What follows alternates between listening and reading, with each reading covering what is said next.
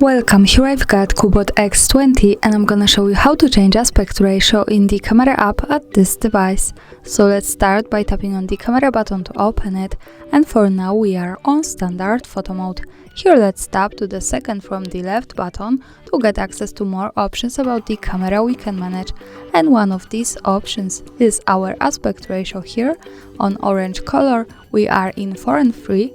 By just one tap we can change it to 16:9, and as you can see the background has changed to the longer one. Another tap to the second from the left button to our aspect ratio, and we can pick also 18:9, so this is kind of full one here.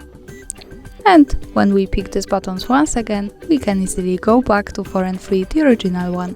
And that's all, thanks for watching, subscribe our channel and leave the thumbs up.